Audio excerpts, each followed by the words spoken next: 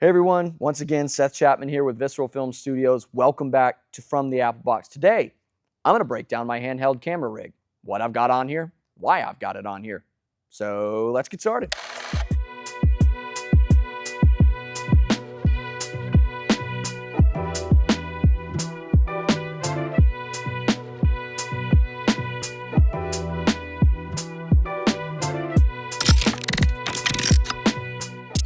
Okay, so this is my handheld camera rig. 9 times out of 10, when I pull my camera out of the bag to shoot, this is the rig that I am going to set up. So let's get into it and break it down. First things first, camera choice. What camera do I choose to use? Well, I have this lovely Canon EOS C50 cinema camera.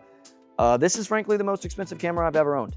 I've owned quite a few cameras, and this is probably my favorite. I love all the custom buttons that I can, get to my settings very quickly. I like the, CF Express. I like the ability to shoot both 9:16 and 16:9 at the same time. But as far as the settings that make the camera the choice for me, that's an entirely different video. Let's move on to some more knick-knack stuff. I wouldn't quite call it a knick-knack, but let's go over lens choice. This is a Sigma 24-70 f2.8 art. It's also an EF mount lens. Now, Seth, why would you put an EF mount lens? Why would you adapt to EF rather than just get an RF lens? Well, for the stabilization. This Canon C50 does not have internal stabilization like a lot of mirrorless cameras out there. And this EF mount lens has the stabilization ability that's designed for cameras without internal stabilization. It's designed for the EF cameras that did not have stabilization yet. So it's going to do a lot of work in terms of stabilizing your footage. And as I said, without having any kind of internal stabilization in the C50, it's a workhorse of a lens. And I mean, 24-70, what more do you want out of a focal range? f2.8, it's a classic. Moving right along, guys, let's talk about microphone choice. Now, mirrorless cameras, not a lot of them have XLR ports like this lovely C50 does, but I have the C50 and it does have XLR ports. So I love this Audio Technica AT875R. It's a litany of numbers. You'll find it down there below in the description. It's a really good overall small microphone, really good directionality. I like it a lot. It's a choice for me. I've got an entire video on that. Go check it out. We'll move now to my monitor. Now, this is a Portkeys 7-inch monitor. The actual technical name for it is, once again, down below. I like a 7-inch monitor just because it's large and it allows me to see a bigger image closer to my face.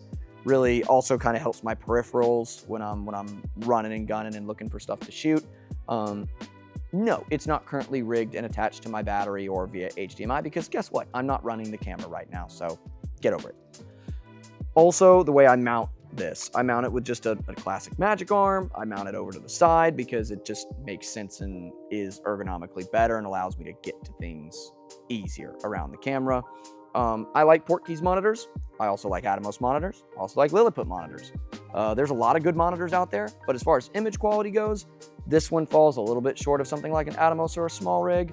But for me, it gets the job done and I like it. So price point wise, it's also really sensible. Next point of order, battery. Now, on my handheld rig, I like a big beefy battery at the back of my rig to even out the weight, right? Got this big beefy lens up here. I want some battery power back here to even out the weight and to supply me battery for a really long time. I run this newer 150 watt V-mount battery. It's a really solid battery. It'll run this rig for a very long time. I've shot entire weddings on this single battery. I've done entire events on this battery and had lots to spare.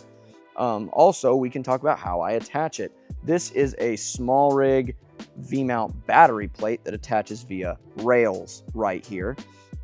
It has 1, 2, 3 D-taps, 2 USB-C ports. It's even got some, I believe, some other options elsewhere.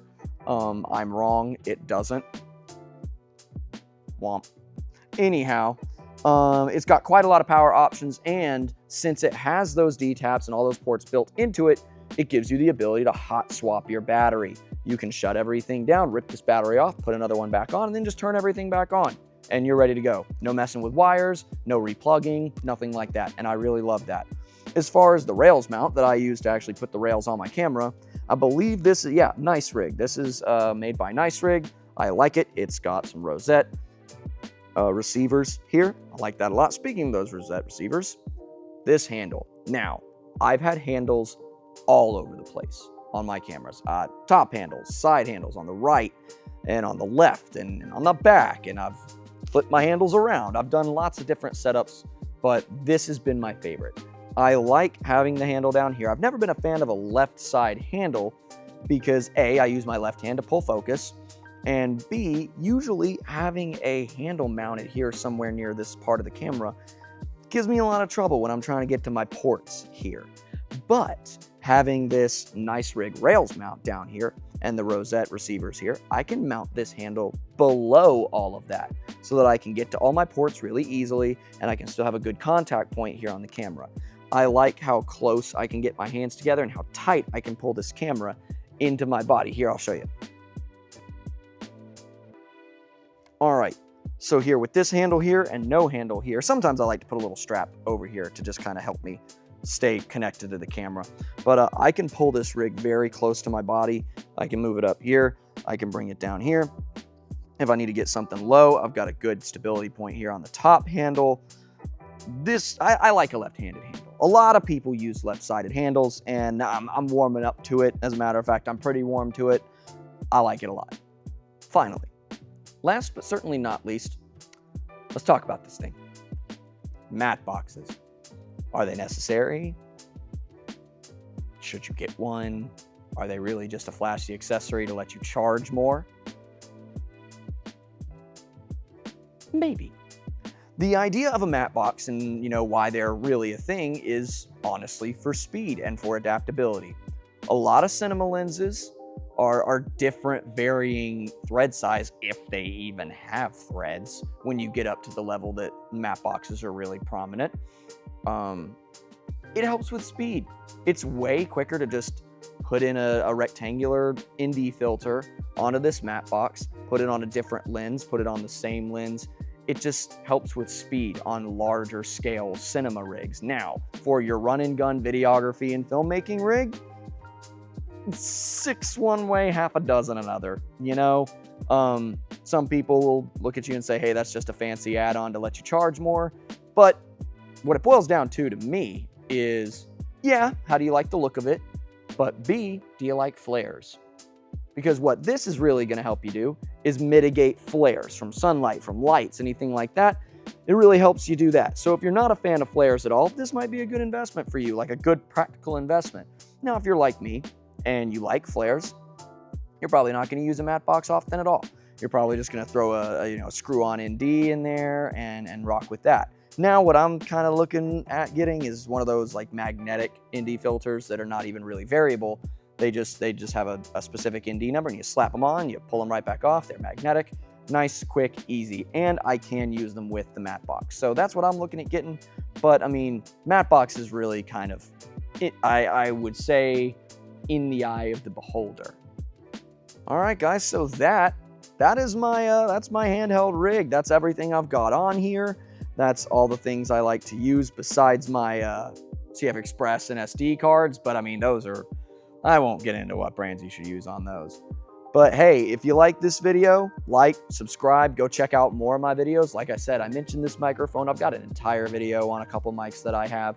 Go check that one out. All the links for all of the stuff on this camera are below. Check those out. See if you like it, see if you don't. That's fine. I also got a link for this lovely monopod here. I might be doing a little video on that here soon. So go check out some stuff. Also check out Visceral Film Studios, all of their content. They partner with me to make these videos. So I hope I stay useful. Thanks, guys.